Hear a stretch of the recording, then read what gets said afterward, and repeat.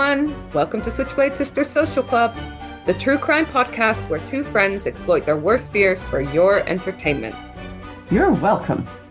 I'm Dee, a writer and podcaster. And I'm Isla from Criminally Good Books, a true crime and crime fiction bookshop in York. Follow us on all the socials. Except for X, obviously. Or have a look at our website, switchbladesisterssocialclub.com. Check them out for all our latest episodes, events, deals, and other weird stuff. Listeners' discretion advised. Hi. Hello, look at my gorgeous mug. Oh, so you still have back issues. I'm a little bit less snotty and sicky, so hopefully this will be a bit easier for our editor. Well, for those people that love people with back injuries and snotty noses, this is the podcast for you today. Basically, women in their mid-40s is what we're talking about. But you've not joined the perimenopausal podcast today. It is a true crime podcast. And I wanted to start off by reading you a really, really cute message from Michelle. So Michelle is also known as Heartfelty Illustrations. She actually made our logo and has updated it every time I've had a new podcast host and whatever. Yeah, she's amazing. So Heartfelty Illustrations, you can find her on Instagram. And she's so sweet because she doesn't even like true crime normally. Like she says that she's quite highly anxious and so forth. And she sent me a little note about the Palestine episode, the Rachel Corrie episode, where we talked about the horrendous case of Rachel Corrie and how awesome she was, but also the situation in Palestine, the run up to what happened to Rachel Corrie, and also how we got to where we are today. And she said, I teared up listening to the podcast episode on Palestine. It was an incredible listen. You speak so eloquently and with such gravitas and openness. At which point I was like, I think she listened to someone else. Shut up. She says, keep up the good work, Mrs. You are producing an amazing podcast. Please do pass my regards on to your lovely co-host, Isla. You are fab together on it. Oh, she's lovely. And do you know what? I think that I worry about people like her because of their business and like AI and stuff. And I just encourage like people, when you've got all these illustrators, and I know like a lot of illustrator friends that spend time like really, really doing amazing illustrations, and they're losing business because people are going, oh, I'll get AI to do my logo, or I'll get AI to do this. And we all use a bit of AI in our lives. But I would just encourage people to, think about those artistic industries and those people that have trained, and like Sam, and who does amazing drawings, and so does Michelle. So yeah, AI is great for various things, but please don't forget about those amazing people, the actual creatives, the creators who do amazing things. So thank you, Michelle. That's really kind. I know, so sweet. And it was a great episode, Dee. Like I think you do yourself a disservice sometimes. It's a subject that you know a lot about, but the way that you deliver things, I think it's down to the delivery as well. Like people might be knowledgeable about things, but it's how you then impart that knowledge and share it with people so that they don't feel that they're stupid because they don't know about it, and they can take it in. Aww. So it was a fantastic episode. It was really good.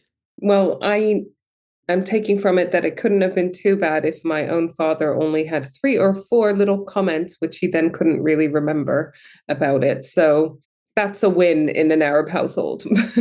Yeah. So the freaky thing is that this is the last episode of the season. I know, it's gone so quickly. It's gone so quickly. It really has, just because life goes so quick. We've said it before, but we're coming back at the end of January with season 6. So keep an eye out. And in between this episode and the start of season 6, we will have mini episodes where I debrief you on little cases that aren't, let's say, complex enough for a full length episode. They're twisted and they're horrendous and they're horrifying and there's stuff to be learned from them and so forth. It's just, they're not enough to long out into an hour and a bit. We're talking about, are they like 20-minute episodes? Yeah, 15 to 20 minutes. Just little sound bites almost to keep you, little bite-sized nuggets to keep you going until season 6. And season 6 starts when, Dee? Remind everyone the date. End of January. I keep on saying end of January because I can't remember the date, but now you've put me on the spot. I guess I'll find it. It begins with a 2. Well, the only reason I'm asking is because 28th. 28th, amazing. Okay. The only reason I'm asking is because we have an event around that time, if it's okay to mention it to people. Yes, I know which one you're going to say. It's the one on the 30th with Alice Feeney and Steph McGovern. Well, exactly. And it's almost sold out. So when people listen to this episode, please have a look because it might be sold out. So we've got 140 tickets and we've sold over 100 of them. And it's Alice Feeney's new book. She's phenomenal. Sunday Times bestseller, New York Times bestseller, journalist. She's just amazing. Like Dee, a journalist who's amazing. And Steph McGovern as well, journalist. Fred, who's Fred? Steph's packed lunch. And also she's now the new presenter on Crime Watch. And I just love Steph. But she's interviewing Alice Feeney. And Alice Feeney's new book is out on the 29th. And we've got them both on the 30th. 29th of what month? January. Okay, cool. And then it's the 30th of January is the event. So you get, with your ticket, you get a goodie bag that's got £40 worth of stuff in it, include a signed sprayed edge edition of Alice's book and other bits and bobs, all worth 40 quid, and the ticket is only 20 quid. That is amazing. So that's in York. So do head to the website. We've got links on our Switchblade Sister Social Club website to the shop website, or you can go straight to criminallygoodbooks.co.uk. You can also buy any of the books that we've mentioned in this season on that website. Even if you don't live in York, you can order them online, and any books that you want anyways, basically. And if anyone wants to suggest books to us for us to either research or have in the shop, and we're going to have a little Switchblade section very soon in the shop, so you can pop in, go straight there and look at all of our books. Oh, I love our life. It's so fun.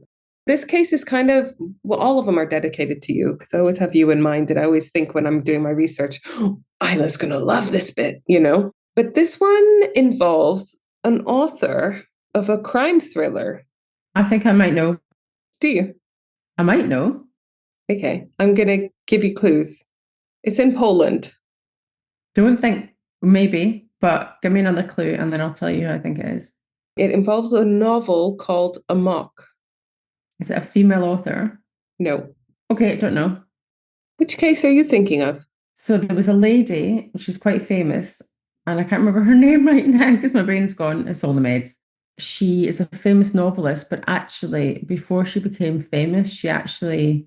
Oh, I know which one you're to. Her and her friend killed one of their mothers in Australia. And she became a fame. Yeah, that's an amazing one. That one, there was a book about it. Yeah, amazing case. Fascinating. And yes, they were children at the time, it should be stated, and not making excuses, but they were very, very young. And then after they served their time, one of them went on to become a really famous writer who I also can't remember the name of. This one is Krystian Bala, the murder case behind the novel Amok. So this is the murder of Dariusz Janiszewski in 2000, in the year 2000. Ooh, it's quite close then. Mm-hmm. I love the way when we say close, it was quite recent, 25 years ago. Quarter of a century ago. Oh! Okay, but when I listen to a true crime podcast, I always think, was it a time when people had mobile phones? Yeah, exactly. You know what I mean? Because... Was it pagers or was it phones? Because it helps me place it contextually and time-wise, Right. But also it affects the story in the sense that if someone comes across a body and then they have to go to the local village to call the police because they don't have a mobile phone, you know what I mean? Or if they can't get hold of someone, it's much more dramatic in modern day when everyone has their phone than it was in 1970 where, I don't know about you, Dee, but I got a pager in 1998 when I went to university, and it would come up when the message from my dad going, can we call the house phone? And then there was a house phone that everyone shared, and then he would call it and I would run downstairs, or I would page him going, call me on the house phone, because I don't want to spend any money because I was a student. And then I think they got really fed up with that, and then I got a mobile phone 6 months later. I don't think I think I skipped the pager stage entirely because... Oh, you're younger than me, so...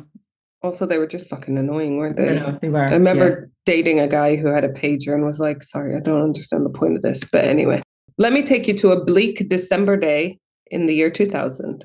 The body of Dariusz Janiszewski, a 35-year-old advertising company director, was discovered by fishermen on the banks of the River Odra near Wrocław in Poland. So I spent a lot of time trying to work this out. So it's spelled Wrocław. It looks like Wrocław, but it's pronounced Wrocław. Janiszewski had been missing for over a month. He was last seen in mid-November in 2000, and his death was particularly brutal, and it was really mysterious. He was found half naked. He was showing signs of prolonged abuse, so he had been tortured. His corpse had loads of bruises, so he'd been repeatedly beaten, multiple knife wounds, and forensic examinations later revealed that he had been starved of food and water for about 3 days before his death. So it was a brutal killing. And perhaps the most striking detail was the way that Janiszewski had been tied up. His wrists were bound behind his back with a single length of rope connecting his bound hands to a noose around his neck. So his wrists behind his back with one rope also tied around his neck. So this effectively hog-tied him into a fatal position. If he drew his legs up or moved suddenly, the noose would tighten. That's a professional way of doing things, right? It's very niche, let's say. Yeah. Yeah. And cruel. It's unclear whether Janiszewski ultimately died from his strangulation by the rope or from drowning, as his body was found in the river. Oh my God, this poor guy. I know, but there was some immediate clues that they found. So basically, Janiszewski had no obvious enemies. So the initial police investigation went cold because there was literally no one that they could find. So he's 35, and what's his job again? Advertising. Advertising. I think he had a signage company. So, about 6 months later, May 2001, after months of fruitless effort, the police officially suspended the investigation due to lack of leads. So it's unsolved. It's still technically open, but they're saying we're not going to put any more resources in. We've exhausted all the leads. So for a time, it appeared that the perpetrator had committed the perfect murder and got away with it because there was no suspects and no evidence pointing even to a clear motive. But then a breakthrough comes almost 2 years later, thanks to the diligent detective work and a pair of really bizarre clues. One digital and one literary. Oh, I like it. We love a literary clue. I love it. So in 2002, during a routine review of unsolved cases, police noticed one loose end in the Janiszewski murder that had never been looked into. His mobile phone had never been recovered. To remember, this is why I'm always like, is this a mobile phone period? And yes, in the 2000s, a lot of people, or, in the year 2000, not everyone had a mobile phone by this point, I would say, but definitely lots of people it wasn't weird to have a mobile phone anymore. Investigators traced the missing phone through his SIM card activity, and they were astonished to find out that it was active after the murder. So someone was using his phone after the murder. Still, 2 years later? No, not 2 years later, but there had been activity after the murder. So it turned out that the victim's phone had been sold on an internet auction site, the Polish platform Allegro, if any of our Polish fans know of this, on the 16th of November 2000. So just 3 days after Janiszewski disappeared, someone sold his mobile phone. And this was still weeks before his body was found. So highly suspicious. And let's assume that the person that sold the phone was involved in his disappearance and probably murder, right? The phone was sold for 244 zloty, which is around 44 pounds, by a seller using the name Chris B7. Chris B7, okay. So police quickly found out that this account was registered to Krystian Bala. So tracing this name, you know how we have accounts on a million different platforms and in a million different softwares online, and we very often use a similar username, similar password probably. Yeah, or pictures and stuff, yeah.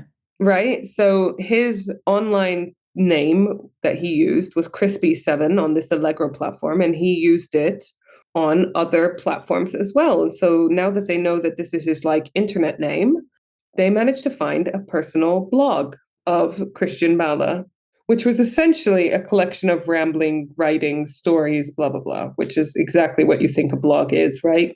They're so bizarre because for most people, you remember early days of blogs, it was just people's online diaries, really. I just didn't get it, Dee. Like, did you ever have one? I didn't, but I know a lot of people that did. And then I was like, why are you writing about things like honestly going to the shops, or I've just bought this new book, but not even talking about the book, like just random thoughts. It's now a lot more professional, but at the time it was like an online diary. Yeah, so it's very similar. It was like early days of social media, basically. But whereas Facebook and Instagram understand that we need some visuals or we need shorter content because of our attention span, blogs were like exactly that, long ramblings, people's personal diaries. And it wasn't about anything necessarily specific. It was just a long rambling about your day. And don't get me wrong, there's some out there that were fabulous and amazing. Some people living very unique and interesting lives. I won't say I never had a blog. I'm sure I set up a blog account because I feel like that's something everyone did in the late 90s. But I can guarantee I never wrote more than one thing on it because, yeah, I don't know. It's not that different, I guess, from a podcast where anyone can just say whatever they want and produce whatever content they want and share it with whoever may or may not want to listen. Yeah. So they found his blog, and to the to the police, the writings appeared in quotation marks, demented. Can I ask, was there a thing around the blog? Was it like, here's my blog and I talk about my everyday life, or here's my cookery blog, or, like people have themed blogs, or was it I don't think no it was information necessarily really? themed. I Okay. think it was just, here's me, here's my thoughts on things. And I would argue, we've talked about this before, submitting diaries and in this case, blogs, which we've said is like an online diary. I feel like everything should be taken with a pinch of salt because it's just you expressing your pure raw emotions and your thoughts a lot of the time. You might say, I fucking hate them. I wish they were dead. Doesn't mean you're going to go and kill them. It's just you No, of like course not. venting, Yeah, yeah, yeah, yeah, yeah. So we'll take everything with a pinch of salt on someone's blog, let's say. Also, on the internet, you know what happens? People lie. Of course they do. But they thought these writings were demented, chaotic, but they took on a new significance when they realized that Krystian Bala had later expanded his blog into a novel titled Amok. So this novel was published in 2003. I'm going to say that this one will not be available on criminallygoodbooks.co.uk because of what I'm going to tell you going I forward. know this now. I've seen this. Okay, I don't know the story, but I've seen the cover. Yeah. Yeah. So Amok was Bala's first novel, a dark, violent story marketed as being for adults only. Fine. You read a lot of those books. It initially sold very poorly and was destined for obscurity. But detectives decided to read this novel and they were shocked. Amok is sexually explicit and it's a very disturbing tale filled with pornographic and sadistic content, including bestiality and very graphic violence, which made me think of the Marquis de Sade. Do you remember? Yeah, yeah, We yeah. were talking about how much do you judge someone based on the fiction they write? How much is the fiction you write based in reality? Most authors do pull on some element of what they know. So this is a book I have no inclination of reading whatsoever, because although I do find crime thrillers and twisted novels, psychological thrillers, and true crime fascinating, I don't like the gratuitous violence for the sake of violence. And I don't like this guy. Don't want to give him my money. More importantly, it contains a fictional murder scenario Okay. that mirrored the real Janiszewski case with eerie precision. Now, that's fine because, this case was in the media in Poland in a small town that they both lived in. So he would have known about the case or whatever.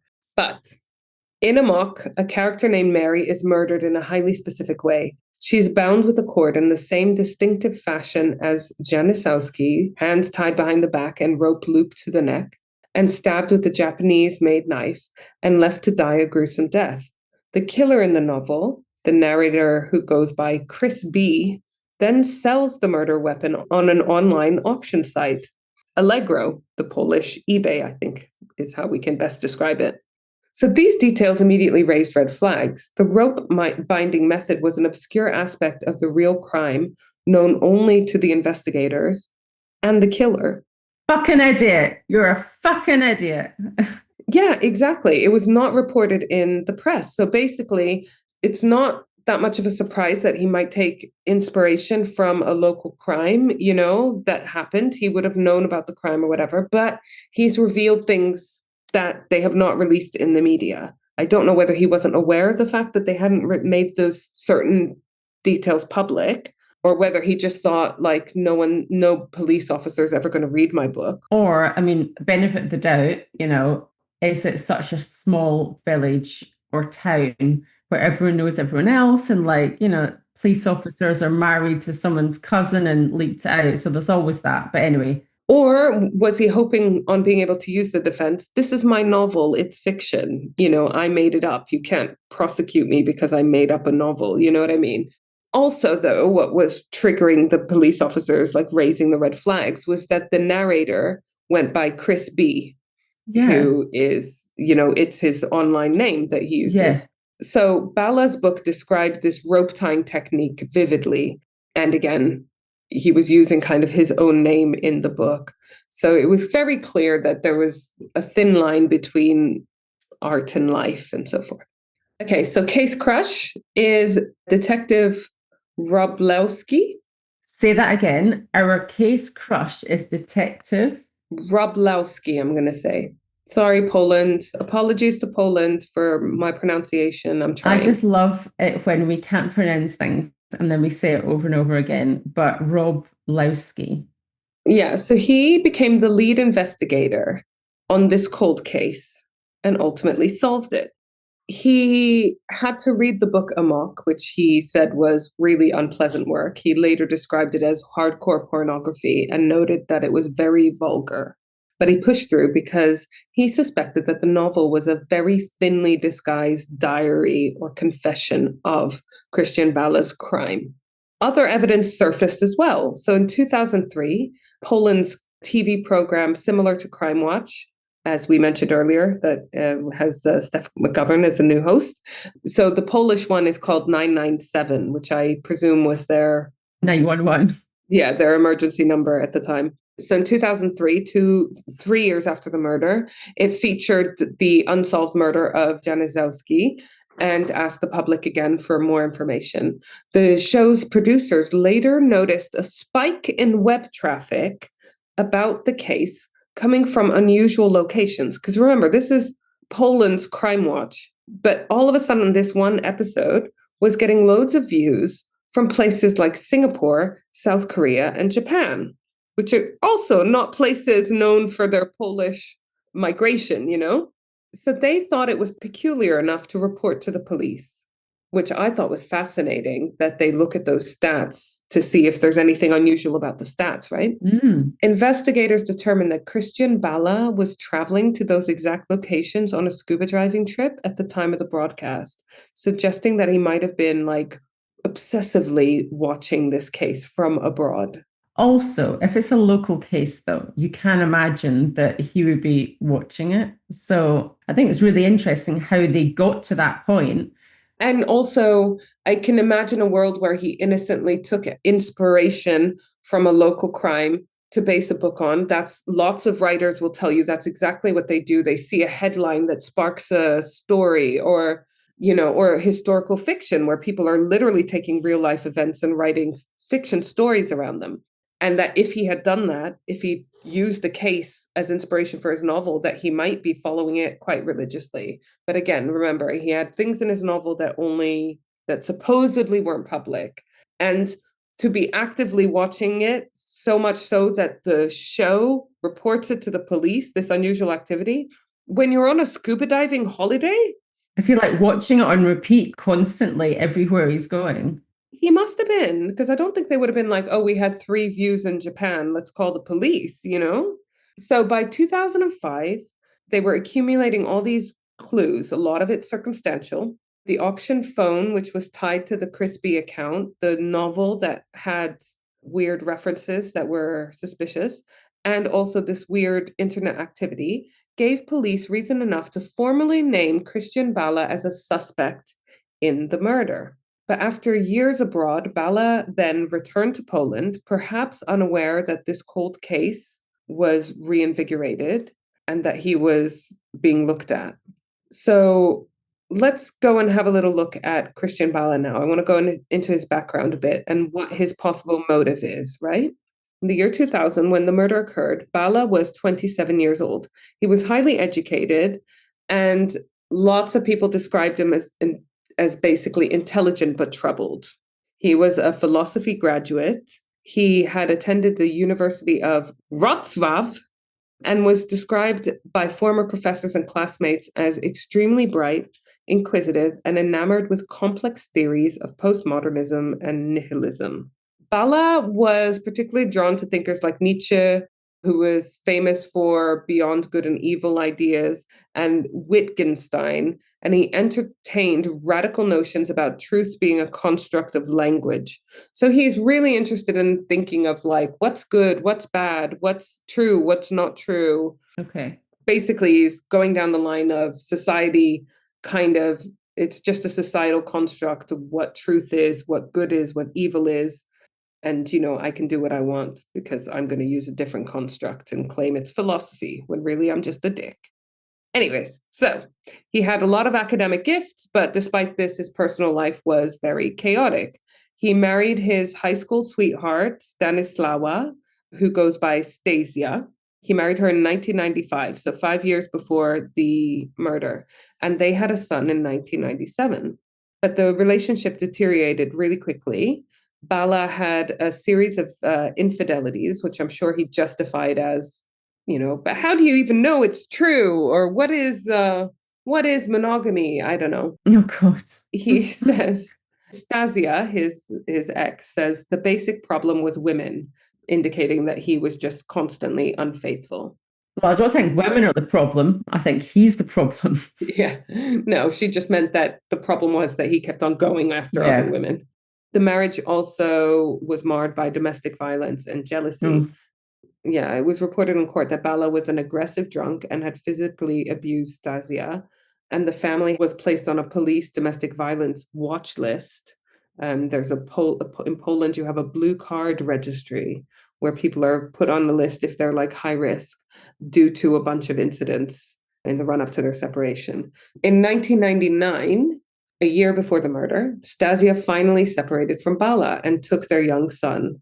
After the separation, Bala became obsessed with his ex-wife's romantic life. This is like very similar to the Victor. Do you remember the Victor Gunnarsson case where the ex just could not? They do say when you're in a domestic violence relationship, when you actually manage to leave is one of the most risky periods, right? Yeah, because you've got that, is it the year afterwards or something is the period. And, we heard that horrible case at CrimeCon. If they can't let go and they finally genuinely feel you slipping away, that can be a high risk moment. He stalked Stasia's new acquaintances, sent her abusive emails, text messages, and showed what witnesses called pathological jealousy. No one likes to go through a breakup, and no one likes to see their ex moving on before them. But this is awful. Not. We've got like a mutual friend who I'm not going to mention, but when she finally broke up with her partner, he was seeing other people, and she thought that he would be happy to know that she had moved on, and he wasn't. He was calling her a slut and all sorts of names. And like he was allowed to date other people, but he didn't want her to. And he would turn up her flat, like really abusive. And it was so scary. It's like just really scary. If I could just mention here, Dee, like there's lots of charities around the UK, but in Yorkshire in particular, there's IDAS. And for any of our events, we give like a donation from book sales to IDAS, which is like a local domestic abuse charities. So I think if anyone, we can obviously put the notes and we can put stuff in the show notes, but there's lots of organizations that are there to kind of help people, and they can hopefully see you through it. So IDAS is an amazing one, specifically in Yorkshire. If you're outside of Yorkshire, then the other charity that we have supported in the past and that we adore is Victim Support, because it's horrendous. But like the anecdote you just said, if someone's got pathological jealousy, they're not using ration or reason or anything. So yeah, it could be entirely possible that they're dating other people, but they still don't want you dating other people. I mean, this is a guy who cheated on her throughout their marriage. So, you know, but he doesn't want her, after their marriage has broken down, dating anyone else. So exactly. At a New Year's Eve party around that time, Bala even publicly threatened a man he suspected of flirting with Stasia, allegedly saying, "I've already taken out a guy like you with a rope." So this would have been like a month or so after the murder, a month and a half after the murder. So this chilling boast mentioning a rope is noteworthy and, you know, should be noted because it was violent, it was aggressive, and it's mentioning potentially, if not the murder weapon, something that was used in the murder. One of the men Stasia dated after leaving Bala was Dariusz Janiszewski, the murder victim, the eventual murder victim. Prosecutors would later argue that jealousy and revenge were Bala's primary motives. Bala learned of Stasia's brief relationship with Janiszewski and in a rage decided to eliminate his rival. It's alleged that Bala lured Janiszewski by phone on the pretext of a business opportunity, then kidnapped and killed him in a carefully premeditated act of vengeance. So Bala always denied knowing the victim personally, but phone records and witness testimonies indicated that they did have a connection. In the months after the murder, Bala left Poland, possibly to distance himself from the crime, and traveled extensively, like I said, in Asia, but also the United States. He was scuba diving and he was also teaching English. And in this period abroad, Bala wrote most of this book, his first book, Amok, pouring into it his philosophical obsessions and apparently details of his dark deed. The novel's title itself, Amok, refers to an uncontrollable murderous frenzy, which is in itself quite chilling. To investigators, all of these elements, a failed marriage, extreme jealousy, intellectual arrogance, and a need for recognition, narcissist, formed a picture of Krystian Bala as someone who might kill for both personal and egotistical reasons. The murder of Dariusz Janiszewski could have been partly an act of personal revenge against his ex-wife's lover, and partly an attempt to perform the perfect crime and brag about it through literature. One, it was noted that he had a narcissistic sense of superiority, which we've already spotted, and that he treated the murder as an extension to his philosophies and his storytelling. So I'm going to go on to the arrest and the key evidence that comes out, right? Okay, cool. This sounds so interesting. So the motive we've got already is this jealousy and arrogance, right? How dare someone take my woman, basically. We know some of the evidence that's come out through the book and the sale of the phone. So I'm going to go on to September 2005. So this is like almost 5 years after the murder. And our case crush, whose name I can't remember. Polish police arrested Krystian Bala in his hometown in Poland after just constantly plowing away on this case and building the evidence. The arrest was low-key. Bala was walking into a local shop in shorts and a t-shirt, but the case built against him was extraordinary. So there's no eyewitness and there's no direct physical evidence tying Bala to the crime scene. No DNA, no hair placed on in his car or anything. That's unusual for 3 days of being starved and everything, don't you think? He's really thought about this to make sure that there's no evidence. So what they need is circumstantial evidence, but a fuck ton of it, and strong circumstantial evidence. So here's the major evidence. We've got the victim's phone that was linked to Bala because he sold it online 3 days after the disappearance. And Bala admitted that he was in possession of the phone, but he claims he found it in a cafe. So it's unlikely that, Janiszewski lost his phone and also got kidnapped and murdered on the same day. That's a bad day. That and the fact that this is your ex's former partner as well. and you just happen to find it, unless this town has 5 people in it in one cafe that's also the post office and the pub, I don't I get mean, it. it's not a small town. It has a university, so it's not, we're not No, right. talking like, Okay. So it's like big yeah. enough. Yeah. But yeah, I agree. It's like for those of us living in like London and other cities or whatever, sometimes the small town mentality and way things happen are unknown to us and unusual. But this isn't small town. It's not London, but during the search of Bala's home, police found telephone calling cards, which was more of a thing back in those days. Records showed that the card was used on the morning of Janiszewski's disappearance to call the victim's cell phone, as well as to call his workplace and his mother's phone. So Bala was desperate to get a hold of him. And it seems that the perpetrator also called Janiszewski's loved ones, possibly to check if anyone had noticed his absence. Crucially, the same calling card was used to place calls to Bala's own family and girlfriend, firmly linking that phone card, and by extension, the person using it, to Bala. So basically, he had a phone card with credit. Maybe he didn't have a home phone. Maybe he might have had a mobile, but mobiles were weird at the time. Maybe this was a phone card to use on the mobile. So this one was used to call the murder victim, Janiszewski, as well as Bala's family and friends. So he could not say then, this is brilliant. So he could not say, that's not my car. It might have been found in my house, but it's not my card. And it's like, well, hang on, you phoned your family and his. So that's really And it was strong. used to call Janiszewski on the day of his disappearance, not just any day.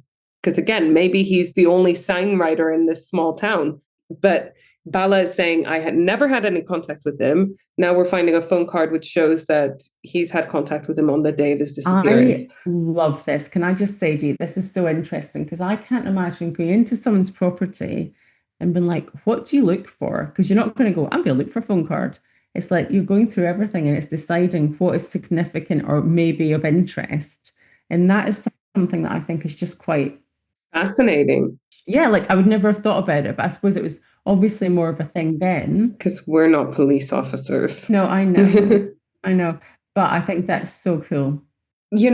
How do you defend against that? He would have to say that he also found this phone card by coincidence from the murder, and then he decided to check if it had credit. Yeah, because how would you explain that it was used on the day of the disappearance to call the murder victim, but then also I used it to call my mom after? But then here we have some more evidence. Police searching his house found several items connecting him to the victim. One was a pen embossed with the logo of Janiszewski's company. Okay. So again, people steal pens and lighters off of each other all the time, but this is starting to get a bit. Investigators also discovered computer files with research on Janiszewski, indicating that Bala had gathered information about the man he claimed not to know. So it's not like he was like, oh, I never met him, but I do have a folder on my computer where I've obsessively stalked him. Yeah. Bala's novel Amok itself became a piece of evidence. Excerpts depicting the similarly bound murder victim became, submitted as evidence because it was information that had not been revealed. And again, such a niche, such a specific way of tying these knots.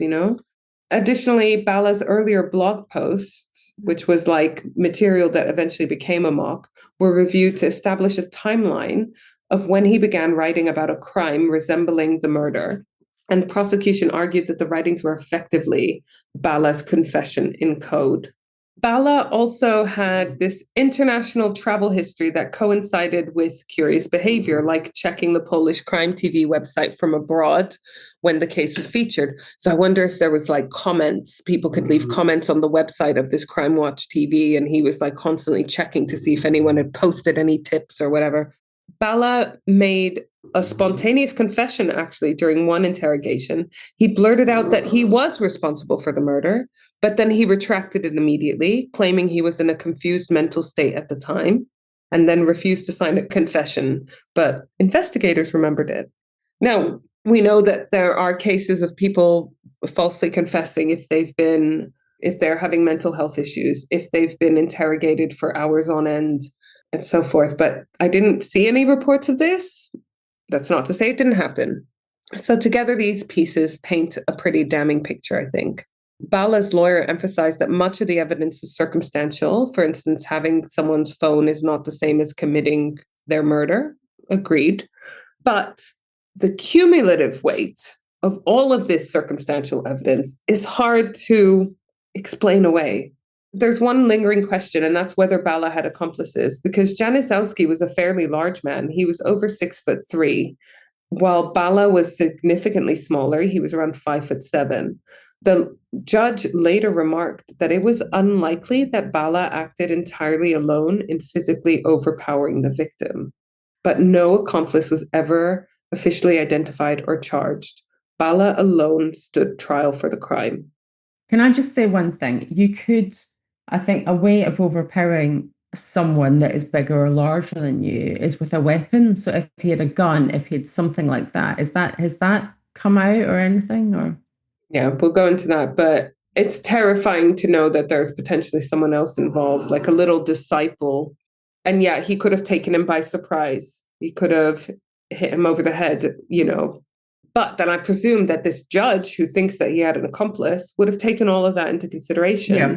So Bala's trial became one of the most sensational in modern Polish history, probably because of the brutality of the murder, the weirdness of it, just it's so bizarre. So it drew intense public and media interest. The trial itself began in late 2006, so 6 years after the murder, and finished in September 2007. So it lasted for like a year. And the main focus was on this weird intersection between fiction and reality. So the use of the novel as evidence was a huge point of debate, right? Because it's meant to be fiction. How much can you take it as like concrete evidence? Prosecutors argued that the novel detailed parallels of the real murder that weren't a coincidence, and that he knew things and he talked about things that related to the murder that only the murderer would know. And they pointed out in court that the narrator, Chris, shared many of the same characteristics with Bala himself, not just the crime details, but also a bunch of the narrator's biography and personality were clearly based on him. For example, Chris, the narrator, and Bala both had troubled marriages ending in separation, both engaged in heavy drinking and philosophizing, both had run-ins with the police, both displayed a sense of intellectual superiority. And again, that's not unusual for an author to talk about their life or because you draw on what you know, and a lot of authors will have a character that is, or characters based on them in different ways. I can imagine, Dee, that the defense would be wanting that book to not be part of it. So, yeah, I wonder how much they did that. And also, my other thought is, I don't know if you've got the answer, but I could imagine that the jury would either have to read it or read parts of the book. And, like jury service over here is something that you're called up and you have to do, unless there's like, a very good fucking reason that you can't, like you're in hospital or something else. I don't know what it's like in Poland, but these, if it's the same, it'll just be normal people, like never mind the murder trial, but having to read this very graphic novel. So this case didn't have a jury. It had a panel of 3 judges. So I don't know whether they would have been instructed to read the book or whether it's a case of you just focus on the bits of the book presented by the prosecution or the defense. Because I'm sure the defense would have read out parts of the book and been like, see, it's bonkers. It's fiction. Look at this crazy passage. There's no way that any of this is true. So basically, Bala's own ex-wife acknowledged that he had incorporated real events from their life into the book. So there's a very big blur between fact and fiction. The defense protested that Amok was pure invention and that fiction should not be taken as literal evidence of a crime. And I would agree with that as a standalone thing in most cases, unless you reveal things about a murder that only the murderer would know. Nonetheless, the judges allowed the novel to be considered alongside other circumstantial evidence, given the striking coincidences. Throughout the trial, Krystian Bala maintained his innocence. He claimed that any crimes detailed in Amok were either pulled from public news reports or purely imagined. He denied ever meeting Janiszewski, despite phone evidence to the contrary and the pen. and asserted that the entire case was a giant police conspiracy to punish him for his provocative art. Like the police don't have anything better to do. Bala frequently talked, like just sort of philosophized during the court, relating himself and likening himself to great writers and philosophers who were also misunderstood, like Salman Rushdie, Wittgenstein, and William S. Burroughs. So he was like framing himself as this persecuted intellectual rebel. This did little to sway the court, but provided insight into his mindset, i.e., he's an arrogant, narcissistic prick. What was the verdict? I think you can see it's not going to go well for him. The 3-judge panel found Krystian Bala guilty of orchestrating the torture and murder of Dariusz Janiszewski. Judge Lydia Hoyenska delivered the verdict, stating that the evidence was sufficient to prove Bala committed the crime of leading the killing of his victim. See, they're using language that allows for an accomplice, you know? She pointed out certain shared characteristics between Bala and the book's narrator, implicitly underscoring how Bala's fiction and actions intertwined. On the motive, the court agreed it stemmed from Bala's jealousy over his ex-wife's relationship with Janiszewski, no matter how brief. Bala was sentenced to 25 years in prison for the murder. Under Polish law, 25 years is a severe sentence, is like one of the most, short of life imprisonment, and was seen as fitting given the cruelty and the brutality of the murder. Prosecutors voiced satisfaction with the outcome. Bala's defense immediately announced plans to appeal the verdict. And so he was convicted in 2007, the appeals and legal maneuvers continued. In 2008, an appellate court did order a retrial on certain technical grounds. However, the retrial in December 2008, Bala was again found guilty and the 25-year sentence was upheld.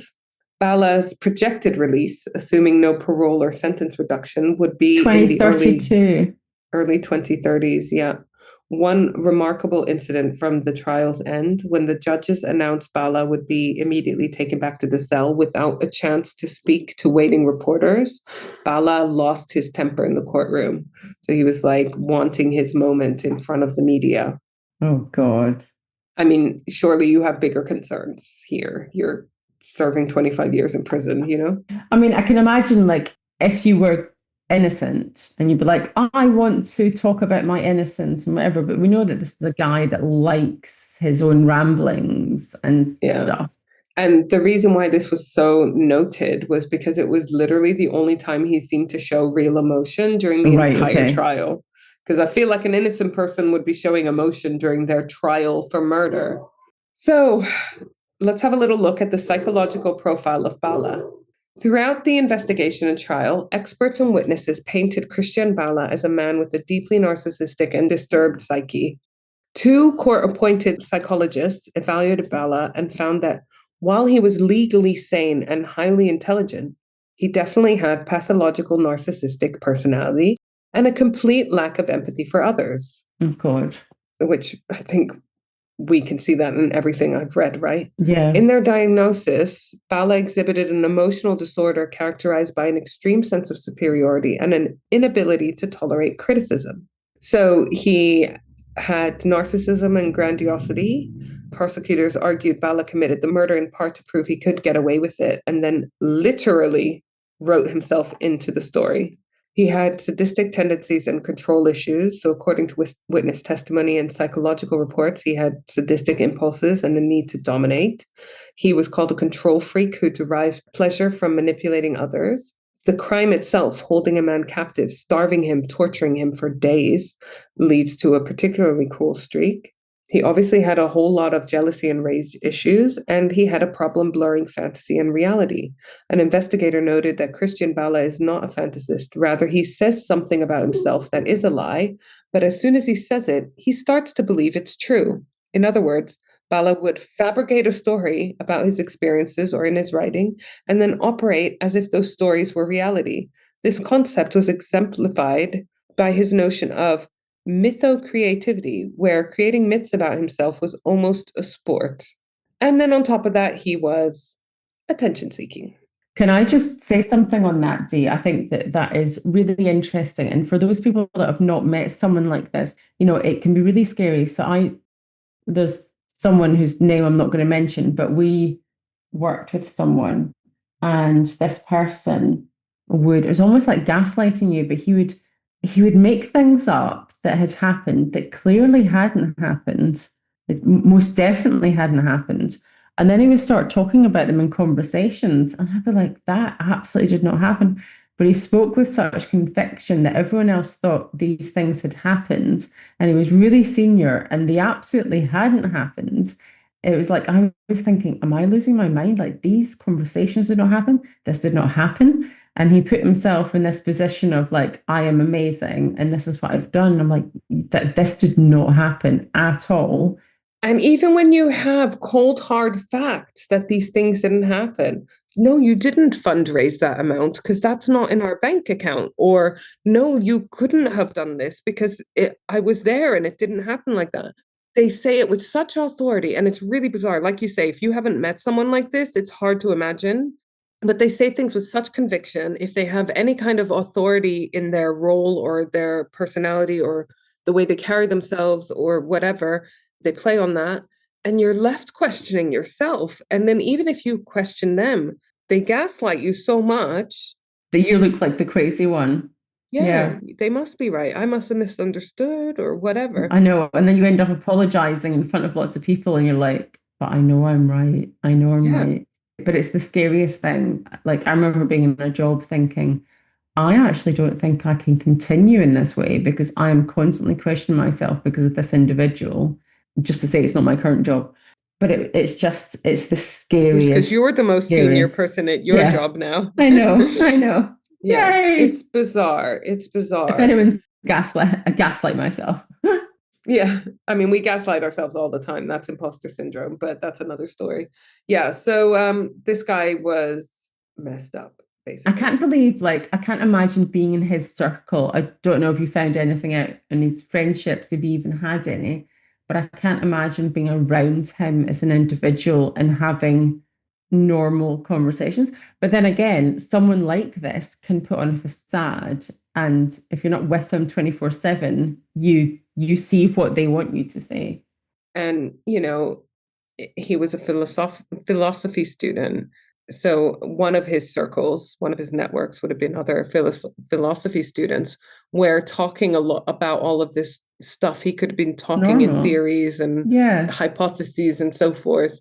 They wouldn't have known whether what he was saying was true or not true, whether he's just running through theories out loud, or I don't know. So the story of Krystian Bala and the book Amok, it did grab some global attention, in part because it was stranger than fiction. It's not often that a novelist is accused of writing about his own crime, like accused of a crime that he's confessed to in his book almost. So that was incredibly sensational. It inspired 2 films, which I didn't know about, but one, which is bizarre because Dark Crimes was one of them, starring Jim Carrey as our case crush.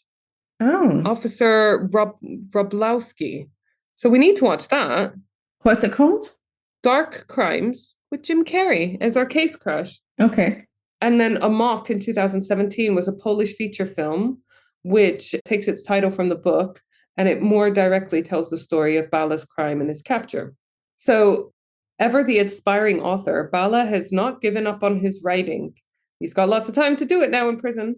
So in interviews from prison, he continues to insist on his innocence and portrays himself as the victim of overzealous authorities who misunderstood his art. He also spoke of working on a new novel, tentatively titled The Lyric, which is a pun meaning the lyric, alluding to deliric, as in delirium. Delirious, okay. Mega eye roll for people listening to our audio. In fact, Bala claims he started writing this book even before his arrest and that he plans on finishing it behind bars. I didn't check whether it's come out because I don't care. Chillingly, Polish police reported finding evidence on Bala's computer suggesting he had plans for another violent crime to incorporate in his second book. This implies that Bala may have intended Amok to have a follow-up in both fiction and reality. So they definitely, I mean, I can't imagine someone would commit such a brutal, horrific murder and not ever commit a crime again. That's not a crime of passion, might have started as that, but, that's a very premeditated, thought out incident, and I can't imagine him doing that once and that's it. So they definitely saved lives by putting him behind jail. I don't have any doubts that he did it. No, I really believe that he did, based on everything you said. There's a couple of things that I just wanted to ask about, or just kind of mention. So obviously, everyone has like a mobile phone now, but in 2000, I just wondered if they could have like triangulated the phone to see where it was in certain times. And also the rope, I just wondered if that's something that they researched, and I'm sure they did, because it was all circumstantial evidence, but if that was something that they could have linked him to buying and all that kind of stuff, because there was CCTV around then, but certainly not as much as now. And I don't know if it was in Poland. Much lower quality, much less available CCTV. Yeah. And none of that came up in court. So I'm going to presume that there wasn't any found that was useful. Yeah. Also, I don't think, and I might be wrong, but I don't think that kind of triangulation of which masked phones are pinging off and whatever was definitely not as accurate as it used to be. So, if it pinged on, oh, look, he was in that town where he lives, that wouldn't have been super useful. Yeah. I don't think they would have been able to back then definitely say, oh, the murder victim and the murderer, their phones are pinging together for 3 days. They would have done it by now if they still had the evidence. But what they definitely could do at the time was see when there was activity, people making phone calls or sending texts or whatever. So that's what they did. And that's how they found out that his phone was being used afterwards, which is how they found out that it had been sold on afterwards, which is what traced them back to Krystian Bala. He, like we said, claims that he just found the phone. So I guess what he's saying is that the murderer would have left, dumped the phone when he kidnapped the victim, and Krystian Bala was just the unfortunate person who found it and then wrote a book which included stuff by coincidence that only the murderer could have known about this very similar murder, and all the while saying he'd never met the person when he'd called the person quite clearly on the day of their disappearance, and it was someone who was linked to his ex who he had jealous rage over.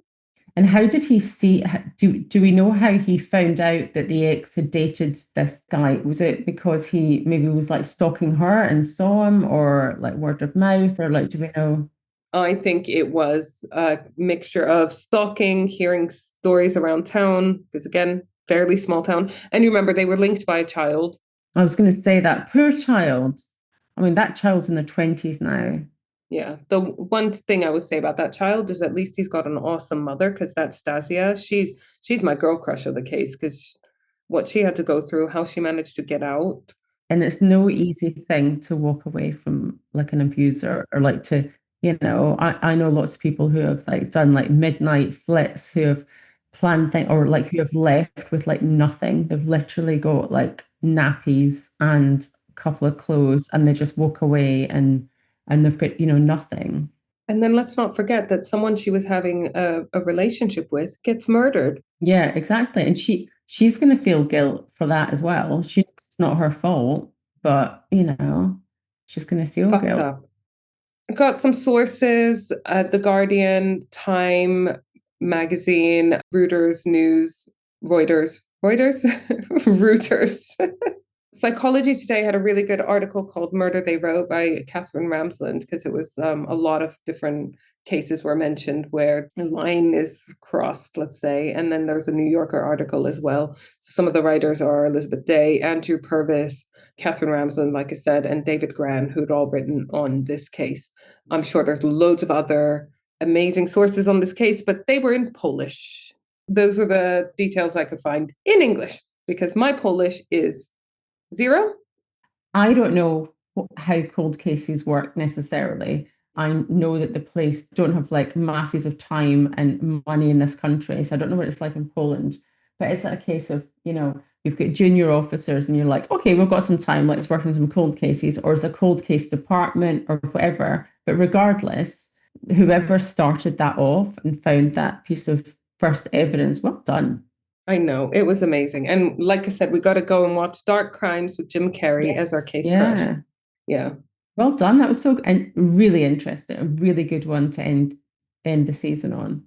I know. Can't believe it's the end of the season. I've also got shocking news. No Inquisition. No Inquisition. That's okay. So what can we do instead of Inquisition? Well, I wanted to announce our new thing.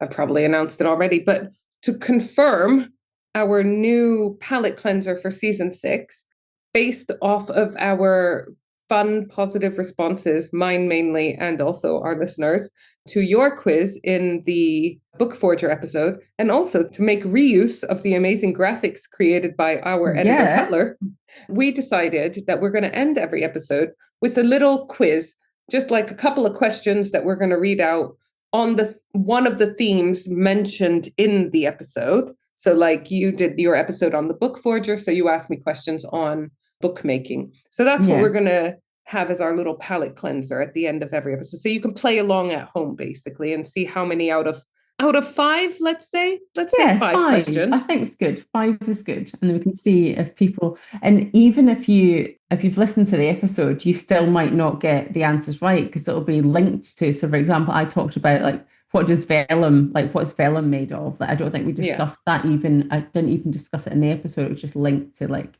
bookmaking. Yeah. So it'll be a little bit of fun trivia. If you don't need the palette cleanser or you're bored by quizzes, you just turn off at that point and catch us on our next episode. Exactly. But if you like a little bit of general knowledge trivia and don't want to end just on all the deaths, then we got you. And Dee, do you have any events coming up that I'm not going to? Do you have anything before end of January in the pipeline or anything planned? What have you got? Yeah. I've got a Belgian Christmas at Brewery Market on the 4th of December.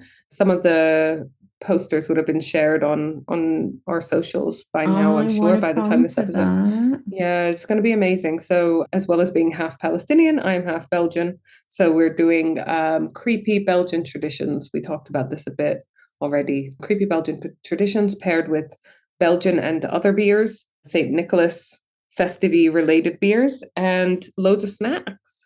That's so good. And of course, in our season break, you and I are going to be focusing on our live event and what we're doing. Planning. Yeah, I've already spoken to some people in York about stuff. So yeah, hopefully we will have something. And hopefully you guys will want to come and play with us. I know, exactly. Come and see us in Old York. Well, I am going to... make some chicken soup. Not chicken soup, I'm vegetarian, but definitely soup and cheese. You know me. And I want to just say that I love you. I love you being my co-host. I love our sexy listeners. See, I can't love them yet because I've not met them all. Like the lady last week who submitted her tattoo who came in. I love you because you bought your book, you came into the shop, you submitted a tattoo. You are lovely. Right. So what we need is for every single one, this is Isla petitioning for every single one of our sexy listeners to go into her shop to prove that they're a sexy listener. You don't have to buy anything. Just come in and get your picture taken with you. But I'll tell you what, if you go in and you say, I'm a sexy listener, then Isla will give you a sticker. If you come into the shop and say, I'm a sexy listener, I will give you a free tote bag, a free Firmly Good Books tote bag. If you come in and say, I'm a sexy listener, you heard it here first. That's amazing. All right. Well, I love all of you so much. Anyways, I give my love far too freely. So I do love you all, sexy listeners. And post on our socials, what was your favorite episode this season? Which ones are still sticking with you and freaking you out at night? Let us know. We like that kind of feedback. All right. Love you. Love you. Bye, bye, bye. Like this episode? Want more? Come visit me, Isla, at Crimley Good Books in the heart of York. We're an independent bookshop dedicated entirely to crime. From cosy mysteries to gritty thrillers, historical whodunits to juicy true crime. We've got signed editions, special gifts and plenty of recommendations for your next obsession. We also host a bunch of awesome author events. Can't make it in person? Visit us online at crimleygoodbooks.co.uk.